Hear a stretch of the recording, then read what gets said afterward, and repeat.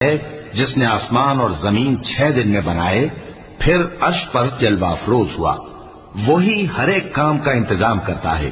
कोई उसके पास उसकी इजाजत हासिल किए बगैर किसी की सिफारिश नहीं कर सकता।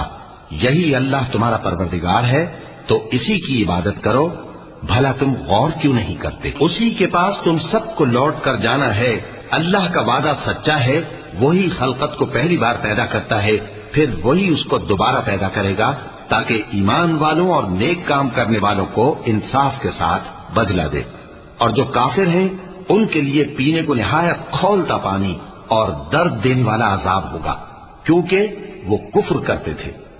वही तो है जिसने सूरज को खूब रोशन और चांद को भी मुनव्वर बनाया और चांद की मंजिलें मुकर्रर की, ताकि तुम बरसों का शुमार और कामों का हिसाब मालूम करो।